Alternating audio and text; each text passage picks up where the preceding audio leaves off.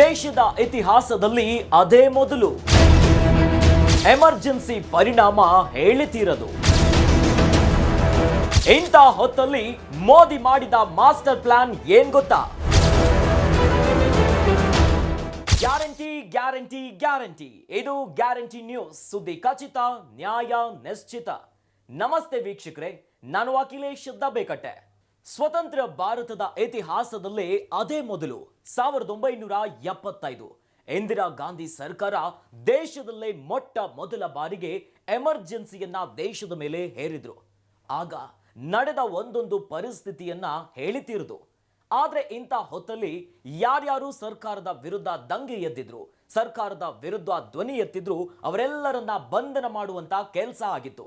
ಆದ್ರೆ ಅಂತ ಹೊತ್ತಲ್ಲಿ ಇಂದಿನ ಪ್ರಧಾನಿ ನರೇಂದ್ರ ಮೋದಿಯವರು ಮಾತ್ರ ತಮ್ಮ ಮಾಸ್ಟರ್ ಪ್ಲಾನ್ ಇಂದ ಪೊಲೀಸರ ಕೈಯಿಂದ ತಪ್ಪಿಸಿಕೊಂಡಿದ್ರು. ಪೊಲೀಸರಿಗೆ ಚಳ್ಳೆ ಹಣ್ಣನ್ನ ತಿನ್ನಿಸಿ ಬರೋಬ್ಬರಿ 21 ತಿಂಗಳ ಕಾಲ ಪೊಲೀಸರ ಕೈಗೆ ತಗ್ಲಾಕೊಂಡಿಲ್ಲ. ಹಾಗಾದ್ರೆ ಮೋದಿ ಹೇಗೆ ಪಾರಾದ್ರು ಗೊತ್ತಾ? ಇವೆಲ್ಲವನ್ನ ಇಂಚಿಂಚಾಗಿ ಎಕ್ಸ್ಪ್ಲೈನ್ ಮಾಡ್ತಾ ಹೋಗ್ತೀನಿ. 1975ರಲ್ಲಿ ಭಾರತದಲ್ಲಿ ಅಂದಿನ ಪ್ರಧಾನಿ ಇಂದಿರಾ ಗಾಂಧಿಯವರು ತುರ್ತು ಪರಿಸ್ಥಿತಿಯನ್ನ ಘೋಷಣೆ ಮಾಡಿದ್ರು. ಈ ಸಮಯದಲ್ಲಿ RSS ನಾಯಕರನ್ನ ಬಂಧಿಸಲಾಗಿತ್ತು. ಆದ್ರೆ ನರೇಂದ್ರ ಮೋದಿ ಅವರು ಮಾತ್ರ ಬಂಧಿಸಲು ಸಾಧ್ಯವಾಗಿಲ್ಲ. ಅವರು ಕೂಡ ಈ ಹೋರಾಟದಲ್ಲಿ ಪ್ರಮುಖವಾಗಿದ್ರು. ಮೋದಿ ಅವರನ್ನ ಯಾಕೆ ಬಂಧಿಸಿಲ್ಲ ಅಥವಾ ಯಾವ ಕಾರಣಕ್ಕೆ ಅವರು ಪೊಲೀಸರ ಕೈಗೆ ಸಿಕ್ಕಿಲ್ಲ ಎಂಬುದಕ್ಕೆ ಒಂದು ಮಹತ್ವದ ಕಾರಣ ಇದೆ. ಹೌದು, ಮೋದಿ ಅವರು ಈ ಹೋರಾಟದಲ್ಲಿ ಸಕ್ರಿಯವಾಗಿದ್ರು. ಅವರು ದಿನಕ್ಕೊಂದು ವೇಷವನ್ನ ಧರಿಸಿಕೊಂಡು ಎಲ್ಲರನ್ನ ಸಂಘಟನೆ ಮಾಡ್ತಿದ್ರು. ತುರ್ತು ಪರಿಸ್ಥಿತಿಯಲ್ಲಿ ಜನರಿಗೆ ಎಲ್ಲಾ ರೀತಿಯ ವಿಚಾರವನ್ನ ತಿಳಿಸುತ್ತಿದ್ರು. ನರೇಂದ್ರ ಮೋದಿಯವರು ತುರ್ತು ಪರಿಸ್ಥಿತಿಯಲ್ಲಿ ಪ್ರತಿರೋಧ ಚಳುವಳಿಯಲ್ಲಿ ನಿರ್ಣಾಯಕ ವ್ಯಕ್ತಿಯಾಗಿ ಹೊರಹೊಮ್ಮಿದರು. ಅಂದಿನ ಭ್ರಷ್ಟಾಚಾರದ ವಿರುದ್ಧ ವಿದ್ಯಾರ್ಥಿಗಳ ನೇತೃತ್ವವನ್ನ ವಹಿಸಿ ಮೋದಿ ಅವರು ಎಲ್ಲಾ ಸಮರ್ಥಕವಾಗಿ ಸಂಘಟನೆಯನ್ನ ಕಟ್ತಿದ್ರು.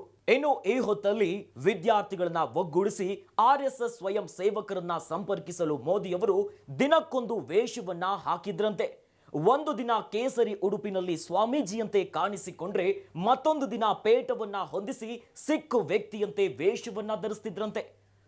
21 ತಿಂಗಳ ಕಾಲ ದಿನಕ್ಕೊಂದು ವೇಷವನ್ನ ಧರಿಸಿ ಪೊಲೀಸರಿಗೆ ಚಳ್ಳೆ ಹಣ್ಣನ್ನ ತಿನ್ನಿಸಿದ್ರಂತೆ ನರೇಂದ್ರ ಮೋದಿ ಅವರು.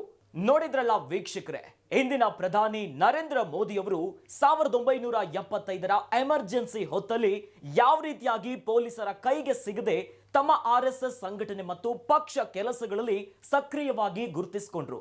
ದಿನಕ್ಕೊಂದು ಬಣ್ಣ ಬಣ್ಣದ ವೇಷವನ್ನ ಧರಿಸ್ತಿದ್ರಂತೆ. ಒಂದು ದಿನ ಸ್ವಾಮೀಜಿಯಂತೆ, ಮತ್ತೊಂದು ದಿನ ಸಿಖ್ರಂತೆ. ಇನ್ನು 21 ತಿಂಗಳ ಕಾಲ ಪೊಲೀಸರ ಕೈಗೆ ಸಿಗದೆ ತಮ್ಮ ಸಂಘಟನಾ ಕಾರ್ಯವನ್ನ ಮುಂದುವರಿಸಿದ್ರಂತೆ. ಒಟ್ಟಾರೆ ಎಮರ್ಜೆನ್ಸಿ ಕಾಲವಂತೂ ದೇಶದ ಇತಿಹಾಸದಲ್ಲೇ ಕರಾಳ ದಿನವಾಗಿದೆ. ಸ್ವತಂತ್ರ ಭಾರತದಲ್ಲಿ ಎಮರ್ಜೆನ್ಸಿ ಸ್ವತಂತ್ರವನ್ನ ತೆಗೆದುಹಾಕಿತ್ತು. ಒಟ್ಟಾರೆ ನರೇಂದ್ರ ಮೋದಿಯವರ ಅಂದಿನ ಬಣ್ಣ ಬಣ್ಣದ ವೇಷಗಳ ಫೋಟೋ ಈಗ ಸೋಷಿಯಲ್ ಮೀಡಿಯಾದಲ್ಲಿ ಸಿಕ್ಕಾಪಟ್ಟೆ ವೈರಲ್ ಆಗ್ತಿದೆ. ಇನ್ನಷ್ಟು ವಿಡಿಯೋಸ್ ಹಾಗೂ ಸುದ್ದಿಗಳಿಗಾಗಿ ನೋಡ್ತಾ ಇರಿ ಗ್ಯಾರಂಟಿ ನ್ಯೂಸ್. ಗ್ಯಾರಂಟಿ ನ್ಯೂಸ್, ಸುದ್ದಿ ಖಚಿತ, ನ್ಯಾಯ ನಿಶ್ಚಿತ.